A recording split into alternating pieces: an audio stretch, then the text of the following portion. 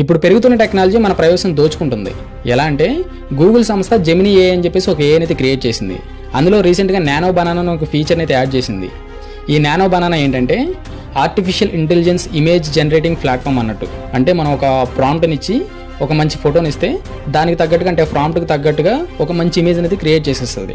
అచ్చం ఇక్కడ కనిపిస్తున్నట్టుగా కొన్ని ఇమేజెస్ని అయితే క్రియేట్ చేసేస్తుంది. సో ఇది ఇప్పుడు బాగా ట్రెండ్ అవుతుంది. చాలా మంది సెలబ్రిటీస్ దీన్ని వాడుతున్నారు. సో ఈ ట్రెండ్ ఫాలో అవుతూనే ఒక అమ్మాయి ఏ ద్వారా ఒక ఇమేజ్ని అయితే క్రియేట్ చేయించింది. తన పర్సనల్ ఫొటోస్లో ఒక మంచి ఫోటోని ఇచ్చింది, దాని వెనకాల ఒక మంచి ప్రాంప్ట్ ఇచ్చింది. నానో బనానా ఏ కూడా మంచి ఇమేజ్ని క్రియేట్ చేసి ఇచ్చింది. ఇక్కడ కనిపిస్తుంది కదా, అదే ఇది. ఒక మంచి బ్లాక్ కలర్ ట్రాన్స్పరెంట్ శారీ, ఒక మంచి బ్యాక్గ్రౌండ్, వెనకాల లైటింగ్, షాడో, ఫేస్ మీద లైటింగ్, అంతా కూల్, చాలా బాగుంది. ఇక్కడి వరకు అంత హ్యాపీనే.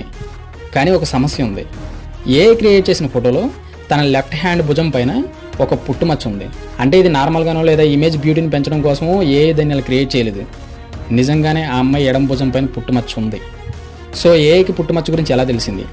ఆ అమ్మాయి ఇచ్చిన ఫోటో ఇది. ఇక్కడ హ్యాండ్ పైన పుట్టుమచ్చ కనపడకుండా డ్రెస్తో బాగా కవర్ అయి ఉంది, పంజాబీ డ్రెస్లో ఉంది. కానీ ఏ పుట్టుమచ్చను చూసింది.